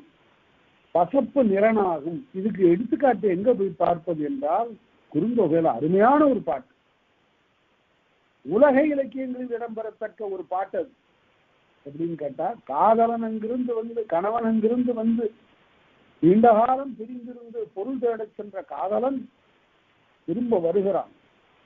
வந்து அவளை பார்க்கிறான். அப்போது பிரிந்தபோது எப்படி கண்ணீர் வடித்ததோ அந்த கண்கள், அதே போல இப்போது சேர்கின்ற போதும் கண்ணீர் வடிக்கிறது. அந்த பிரிந்த போது வடித்த கண்ணீரினுடைய இயல்பு வேறு, இப்போது வடிக்கின்ற கண்ணீரினுடைய இயல்பு வேறு. இப்போது மகிழ்ச்சியின் காரணமாக கண்ணீர் வடிக்கிறது. அப்போது அவளுடைய தோளை தொட்டு அவளுடைய சேர்த்துகிறான். அப்போது அதுகாரும் பிரிந்திருந்த நிலையில் அவருடைய உடம்பின் நிறம் வேறுபட்டிருந்தது. இப்போது அவன் தொட்ட நிலையில் அப்படியே பழைய நிறம் வந்துவிட்டது. இதை சொல்லுகிறான், ஊருங்கேணி உண்டுரை தொக்க பாசியற்றே பசலை. நீர் குடிப்பதற்காக அமைந்த கேணி, அதுக்கு பேர் ஊருணி. உன் நீர் என்பது ஊருணின்னு ஆச்சு. இப்போ செட்டிநாட்டு பகுதிகளில் தான் இருக்கு ஊருணிங்கிறது. சின்ன சின்ன ஊரணியாம் தேன்மணக்கும் ஊரணியாம் ஊரணியின் கரையினிலே ஓங்கி நிற்கும் மாமரமாம் மாமரத்தின் கிளையினிலே மாடப்புறா கூடுகளாம் கூடுகளில் குஞ்சுகளாம் பிஞ்சுகளாம் என்று எழுதுகிறான். அவ்வாறு எழுதுகிற போது ஊருணி, ஊர் உன் நீர், அது பாசி இருக்கு. இப்ப இந்த கோடை காலத்துல தண்ணீர் வரத்துல மழை பெய்யல, அதனால பாசி படர்ந்து இருக்கு. அந்த ஊருணியிலே போய் தண்ணீர் குடிக்க இறங்குகிறவன் என்ன செய்கிறான், மெதுவா அந்த பாசியை தள்ளி விடுறான். கையாலே அப்படி தள்ளி விட்டு விட்டு கையாலே தண்ணீரை சேர்ந்துகிற போது என்ன ஆகிறது என்றால், கையில தண்ணீர் எடுத்துட்டு மேல கையை தூக்குறான், உடனே பாசி மறுபடியும் வந்து கூடிக்கொள்ளுகிறது. அதுபோல தொடுவுழி நீங்கி மனைவியை தொடுகின்ற போதெல்லாம் அவளிடத்திற்கக்கூடிய பசலை நீங்கி விடுகிறது. விடுவுழி பரத்தலானே, அவளை விட்டு நீங்குகிற போதெல்லாம் மறுபடியும் பசலை வந்து கூடிக்கொள்ளுகிறது. இதுக்கு பேர் தான் பசலைன்னு சொன்னான் குறுந்தொகையில. ஊருங்கேணி உண்டுரை தொக்க பாசியற்றே பசலை அது தொடுமுடி தொடுமுடி நீங்கி விடுமுடி விடுமுடி பரத்தலானே என்று சொன்னார். பசப்புன்னா பசலை என்று பொருள். அடுத்தது இயைபு என்றால் புணர்ச்சி என்று பொருள். இயைபு என்பதற்கு புணர்ச்சி என்று பொருள். இயைபே புணர்ச்சி, இயைந்து ஒரு கால். இந்த இயைபுங்கிற சொல் இருக்குதா, அது சங்க இலக்கியத்துல 4 இடங்கள்ல தான் வருது. இயைபு என்றால் புணர்ச்சி. ஒரு இடத்துல வரக்கூடிய சொல்ல கூட விடாம சொல்காப்பியர் சேர்த்திருக்கிறார் திருச்சொல்ல. இந்த இயைபுங்கிற சொல் 4 இடங்களில் கையில காண்கிறோம். கலித்தொகையில ஒரு இடத்துல, அகநானூற்றுல ஒரு 3 இடத்துல இந்த சொல் வருது. எப்படி என்றால் கலித்தொகையில ஏறுதொழு புகுந்தனர், முல்லைக்கலியில வருது. ஏறுதொழு புகுந்தார் இயைபுடன் ஒருங்கு. இயைபுடன் ஒருங்குன்னா எல்லாரும் ஒன்றாக கலந்துன்னு போகும். இயைபே புணர்ச்சி. புணர்ச்சின்னு இங்க கணவன் மனைவியை கொள்ளுகின்ற உடற்புணர்ச்சி மட்டும் குறிப்பது அல்ல. செப்பின் புணர்ச்சி போல அப்படின்பார் திருவள்ளுவர். நல்ல அழகான மூடி போட்டு ஒரு பாத்திரத்தை மூடி நல்ல திருகு மூடி, நல்ல திருகி மூடிட்டா இறுக்கமா மூடிக்கொள்ளுகிறது. அதான் புணர்ச்சி. செப்பின் புணர்ச்சிமா திருவள்ளுவர். செப்பு 2 புணர்ந்தது போல, 2 திருகி சேர்ந்து கொண்டது போல, அதுக்கு பேர் இயைபு. ஏறுதொழு புகுந்தனர் இயைபுடன் ஒருங்கு. அங்க இயைபு என்பது காளையோடு சென்று ஜல்லிக்கட்டுக்காக போறாங்க. காளையை சென்று தழுவுவதற்காக வீரர்கள் இயைபுடன் புகுந்தனர், ஒன்றாக கூடி புகுந்தனர் என்று சொல்லுகிறார். இயைபே புணர்ச்சி. அதே போல கருங்கோட்டு நறும்புன்னை மலர்ச்சினை மிசைதோறும் சுரும்பார்க்கும் குரலினோடு இருந்தும்பி இயைபு ஊத. இந்த பாட்டை நான் படிச்சுட்டு அகநானூற்றுல எனக்கு வியப்பு தாங்க முடியல. இந்த புலவனுடைய நுட்பத்தை நான் என்னன்னு சொல்றது. கருங்கோட்டு நரும் புன்னை. இந்த புன்னை மரத்தினுடைய கிளையெல்லாம் பார்த்தீங்கன்னா கருப்பா இருக்கும். மலர் நிறமா இருக்கும், கிளை கருப்பா இருக்கும். கருங்கோட்டு நரும்புன்னை மலர் சினை. கிளையில எல்லாம் அப்படியே மலர்கள் அப்படியே கொத்து கொத்தா இருக்கு. புன்னை மலர் கடற்கரையில பார்த்தா நல்லா தெரியும். புன்னை மலர் அப்படியே நிறம் மஞ்சள் நிறம் மலிந்து அப்படியே காணப்படுகிறது. அது சுரும்பு ஆர்க்கும். இந்த சுரும்புங்கிற வண்டு இனம் இருக்குதே, அது போய் மொய்த்து ஒலிக்கிறது. சுரும்பு ஆர்க்கும், ஆரவாரிக்கும். குரலினோடு இருந்தும்பி எய்பு ஊத. தும்பி ஊதும்னா, சுரும்பு ஆர்க்கும் தும்பி ஊதும்னா. சின்ன உயிர்ங்க இந்த வண்டுங்கிறது. இந்த வண்டுல பல வகை. இந்த சுரும்புங்கிறது சத்தம்தான் கொடுக்கும். ஒரே ஆரவார சத்தமா கூட்டமா சேர்ந்து அது சத்தம் போடும், தனியா போய் மொய்ப்பதில்லை. இந்த சுரும்புகள் மொய்த்தன எழுதுவாங்க. ஆனா அதே சமயத்துல தும்பி இருக்குத, அது நிதானமா சென்று அந்த மலர்ல போய் உட்கார்ந்து அது ஊதும். அந்த தேனை அருந்துவதற்கு ஊதும். அவ்வாறு இயைபு ஊத. இயைபுன்னா போய் பொருந்தி, போய் புணர்ந்து அந்த மலரோடு சேர்ந்து ஊத என்று போகும். அதனால இயைபே புணர்ச்சி. 4 இடங்கள்ல வந்தாலும் கூட அவை மிகவும் ஆழமான பொருட்பொருத்தமாக அவை சேருகின்றன. அடுத்தது அலமரல் இயைந்து இசைப்பு இசையாகும். இசைப்பு என்றால் இசை, அது எல்லாருக்கும் தெரிந்ததுதான். இந்த காலத்துல இந்த வழக்கில் இருக்கிறது. இசைப்பு இசையாகும். யாழிசையூ புகும் அப்படின்னு வரும். யாழால் இசை எழுப்ப பெற்று என்று பொருள். இசைப்பு இசையாகும். அடுத்தது இசைப்புன்னா இயைந்து ஒழுகும்னு பொருள். அடுத்தது அலமரல் பெருமரல் ஆயிரண்டும் சுழற்சி. இந்த 2 சொற்கள் அருமையான சொற்கள். அலமரல் பெருமரல் என்றும் மனம் சுழன்றதை, மனம் கவலைப்பட்டதை குறிக்கக்கூடிய சொற்கள் இந்த அலமரல் பெருமரல் என்றும். இந்த அலமரல்ங்கிற சொல்லி இப்ப வழக்கத்துல இருக்குதா அப்படின்னா, அலமந்து என்று இலக்கியத்துல வரும். அலமந்து பெருமந்து என்று வரும். எச்சமாக வருகிற போது, இணையச்சமாக வருகிற போது அலமந்து போனேன் பெருமந்து போனேன் என்று வரும். அப்படின்னா கவலைப்பட்டேன்னு பொருள். அலமரல் பெருமரல் ஆயிரண்டும் சுழற்சி, மனம் சுழந்ததை குறிக்கக்கூடிய சொற்கள் இவை இரண்டும். இப்ப வழக்கில் இருக்கு. தமிழ்நாட்டினுடைய சில மாவட்டங்கள்ல, கோவை கொங்கு நாட்டுல ஒரே அலமலப்பா போச்சுங்க என்று சொல்லுகிறார். அலமந்து போனேன், அலமலப்பா போச்சு என்றால் மிகவும் கவலையாக போய்விட்டது என்று பொருள். அதுக்கு எடுத்துக்காட்டு வருகிற போது, செய்யாதயம் பெருமரல் கலிப்ப, பெருமரல்ங்கிறது அப்படி வருகிறது. அதே போல அலமரல்ங்கிறது, இந்த அலமரல்ங்கிற சொல்ல பெரும்பாலும் எங்க பயன்படுத்துகிறார்கள் புலவர்கள் என்று கேட்டால், அலமரல் ஆயம்.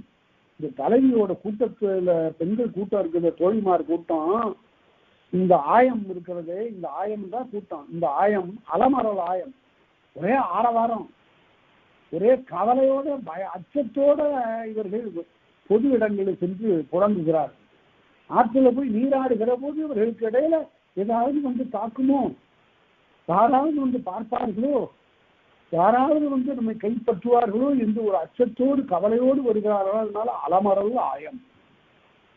அலமரல் ஆயமோடு அமர் துணை தழி என்று 500 வரும். அதே போல குறிஞ்சி பாட்டுல ஆகான்விடையின் அணிவர எம் அலமரல் ஆயிடை எருவுதலஞ்சி, இந்த தலைவியும் தோழியும் இருக்கிறாங்களாம். காற்றுல நின்று கொண்டு மலர்களை எல்லாம் பறித்து ஒரு பாறையில கொண்டு போய் குவித்து விளையாடி கொண்டிருக்கிறார்கள். அப்ப அங்கிருந்து வர்றான் ஒருத்தன், ஆகான் விடையில் ஒரு பசுவை தேடி வருகின்ற காளையும் போல அவன் வர்றான், கையில வில்லோடு வருகிறான். அவனை கண்டவுடன் அலமரல் ஆயிடை, நாங்க ஏற்கனவே ரொம்ப அஞ்சு இருக்கிறோம், இப்ப இவன் கையில வில்லோடு ஒரு ஆள் அந்நியன் வருகிறான் என்ற உடனே மிகவும் மனம் சுடன்றது. அதுதான் அலமரல் ஆயிடை.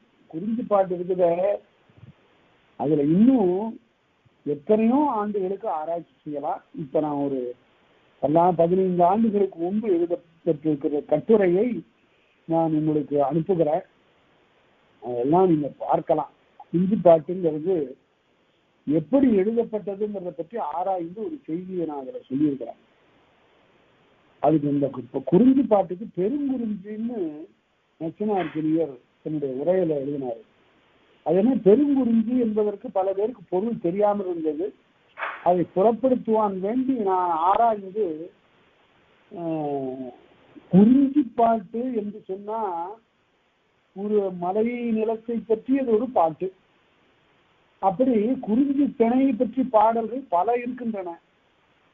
அதுல ஒரு 10 அடி பாட்டை எடுத்து வைத்துக் கொண்டு கபிலன் வேறு ஒருவர் பாடிய 10 அடி பாட்டை இவரு பெருசாக்கி இருக்கிறார், இன்னும் விரிவாக பாடியிருக்கிறார். அதனால்தான் அந்த பெருங்குறிஞ்சின்னு சொன்னான் என்பது என்னுடைய ஆராய்ச்சியினாலே உண்டாக்கப்பட்ட தெரிந்து கொண்ட ஒரு பொருள். அதனால பெருங்குறிஞ்சின்னு ஏன் சொன்னார்னா, மற்ற குறிஞ்சி பாடல்கள் எல்லாம் சிறியதாக அமைய இது பெரிதாக அமைந்திருக்கிறது என்பது மட்டுமல்ல, குறிப்பிட்ட ஒரு குறிஞ்சி பாட்டினுடைய விரிவாகவே இந்த குறிஞ்சி பாட்டினுடைய 262 அடிகளும் அமைந்திருக்கின்றன. அதை பார்த்தா தெரியும், கட்டுரையை படிச்சீங்கன்னா தெரியும், அது மிக விரிவாக அமைந்திருக்கிறது. அதை பார்க்கலாம் நீங்க. அதனால குறிஞ்சி பாட்டு பெரிய ஆராய்ச்சிக்குரியது. ஆரியரசன் பிரகத்தனுக்கு தமிழ் அறிவுறுத்தலுக்கு பாடிய பாட்டு. என்ன தமிழ் அறிவுறுத்தல்? தமிழ்னா களவு. களவு என்பது தமிழர்களுக்கே உரியது. அது சுயமரமும் இல்லை, கந்தர்வ மனமும் இல்லை. அது ஓரளவு கந்தர்வத்தை ஒக்கும் என்றாலும் இந்த களவு என்பது கந்தர்வம் ஆகாது என்பது நச்சினார்கினியருடைய உரை.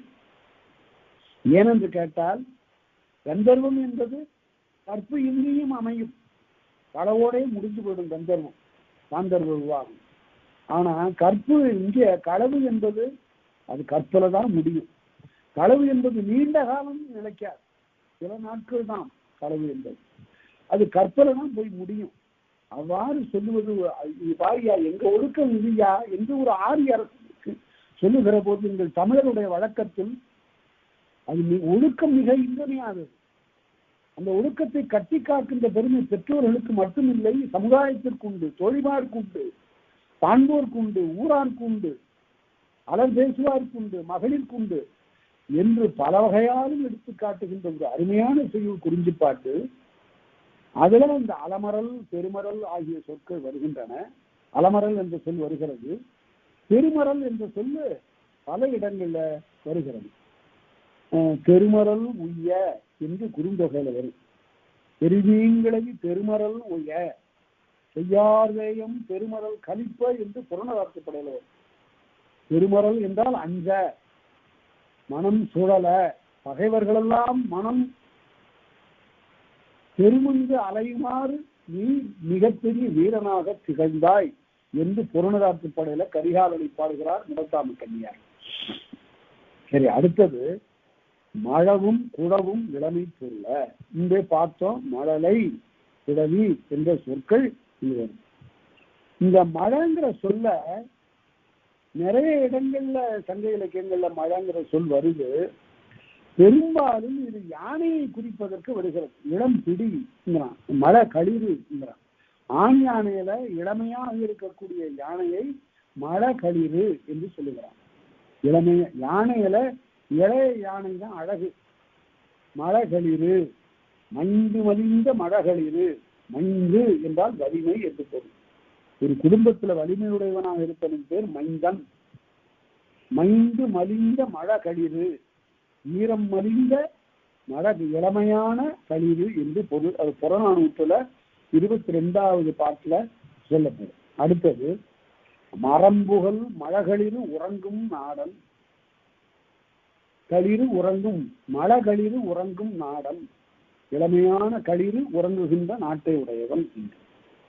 அதே போல குட என்றால் குடவி, குழந்தை. அது ஒரே ஒரு இடத்துல இந்த குட என்பது குடக்காகின்னு வந்து மண்டாத, அது கலித்தொகையில தான். மண்டாத கூறி மழை குடக்காகின்றே.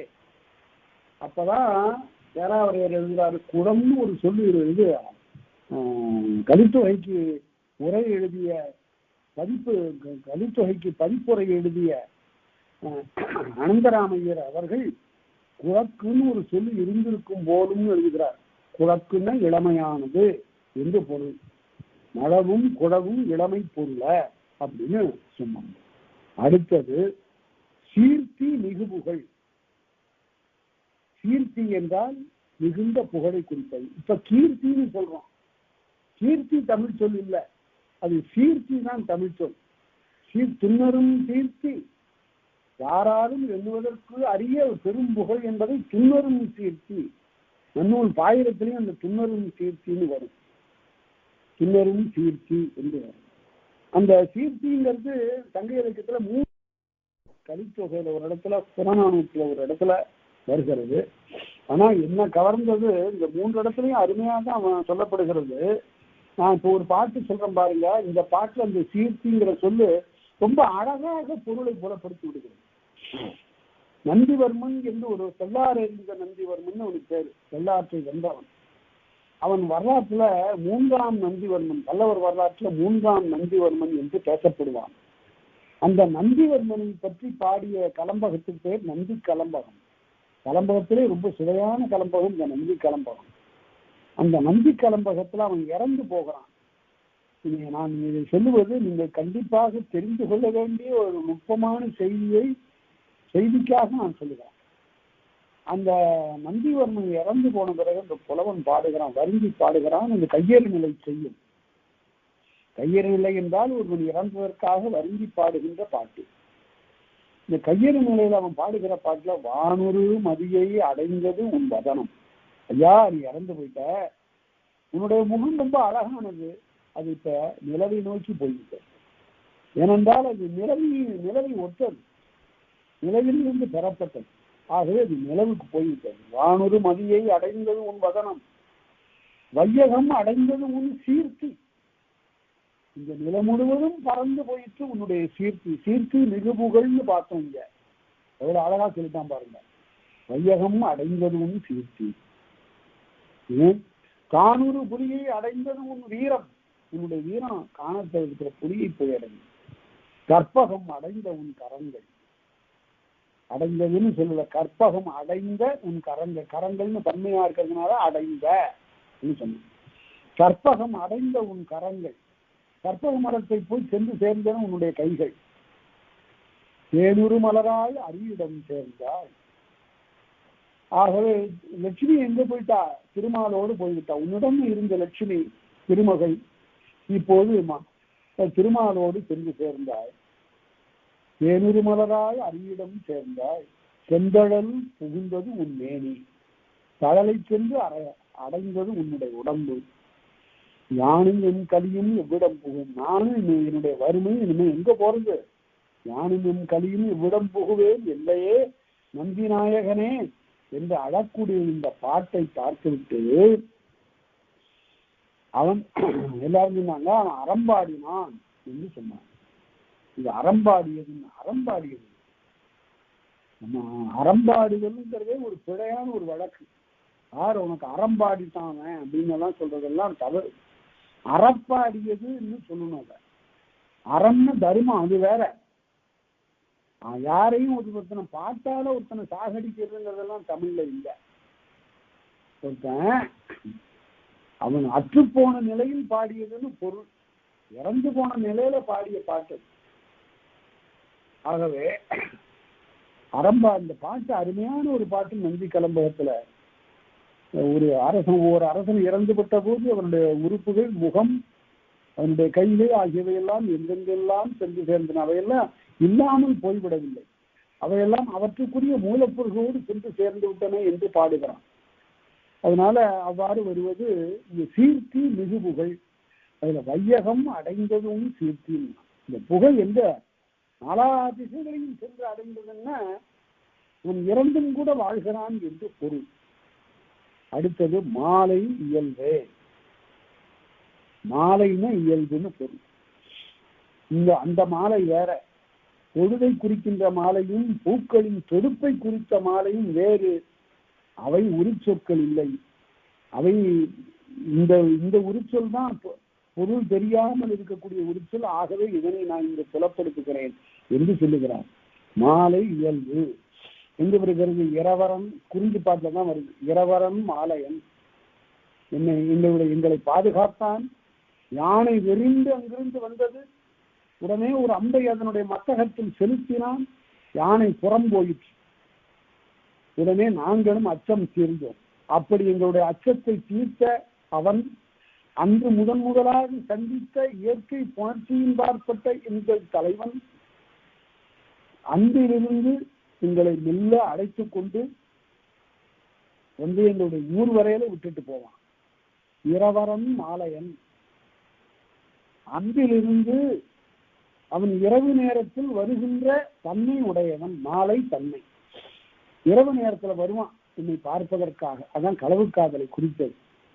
அதான் குறிஞ்சி பாட்டு.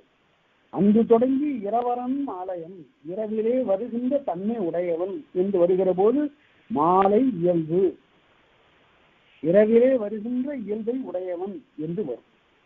அடுத்தது கூர்ப்பும் கழிவும் உள்ளது சிறக்கும்.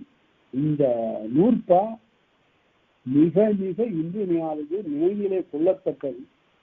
ஒரு தமிழ் பெருமகன் இந்த நூற்பாவை சரியாக தன்னுடைய வாழ்க்கையில் பயன்படுத்தி காட்டியிருக்கிறான். அதைத்தான் பார்க்க போறோம். கூர்ப்பும் கழிவும் உள்ளது சிறக்கும். எவல்யூஷன்ங்கிறதுக்கு உள்ளது சிறக்கும்னு பொருள். இல்லமெல்ல சின்ன சின்ன உயிர்களாக இருந்தவையெல்லாம் வளர்ந்து வளர்ந்து பெருகி வேறு வேறு உயிர்களாக பரிணாமம் பெற்ற நிலையைத்தான் எவல்யூஷன் அவன் சொன்னான் டார்வின். அதுக்கு தமிழ் சொல்லை தேடிக்கொண்டிருந்த போது தமிழ் தென்றல் திருவிக அவர்கள், கல்யாணசுந்தரனார் அவர்கள் சொன்னார்கள், திருவிக அவர்கள் சொன்னார்கள் கூர்தல் அறம். கூர்தல் அறம்னா மெல்ல மெல்ல சிறத்தல். கூர்தல் என்றால் உள்ளது சிறத்தல். கூர்தல் அறம் எவல்யூஷன்கிறதுக்கு தமிழ் சொல், அருமையான தமிழ் சொல்லை கண்டறிந்த பெருமை தொல்காப்பியத்திலிருந்து கண்டறிந்து கூறிய பெருமை திருவிகாவை சார்.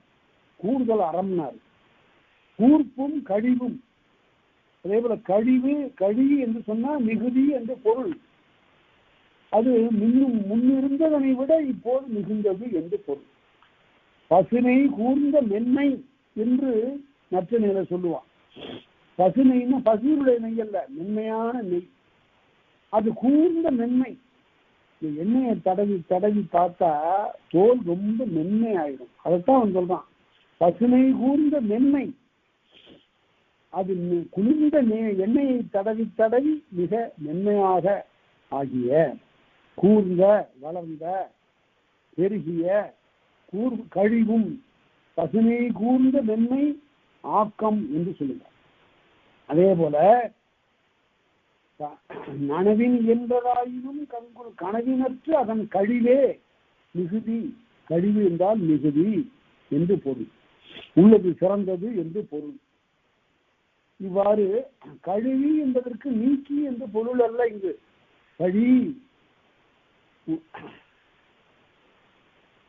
கழிவு என்றால் இங்க உள்ளது சிறந்தது என்று பொருள்.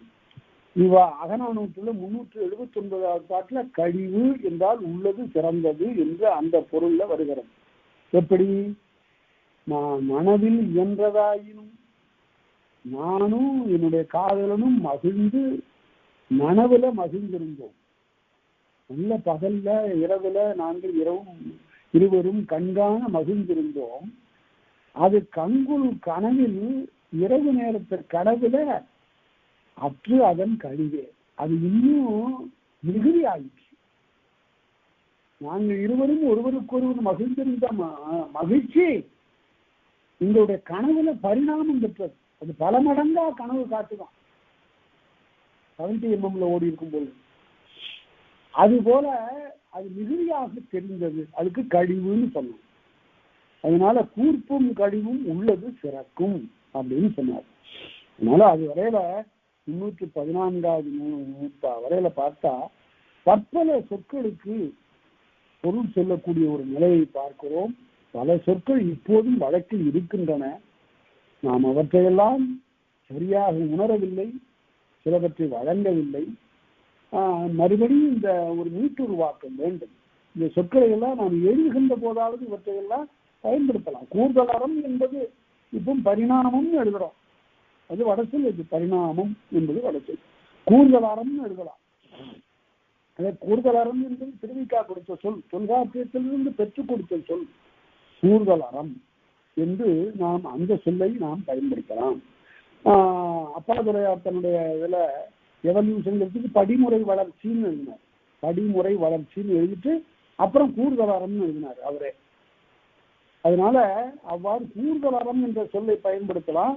அதுபோல அரிய உரி சொற்களை எல்லாம் கூட நம்முடைய வழக்கிலே கொண்டு வந்து பயன்படுத்தலாம், எழுதலாம் என்று கூறிக்கொண்டு இதுவாரும் கேட்ட அனைவருக்கும் என்னுடைய நன்றியை கூறிக்கொண்டு அடுத்த வகுப்புல தொடர்ந்து இந்த உரிமைகளை காண்போம் என்று கூறி நிறைவு செய்கிறேன். வணக்கம், நன்றி.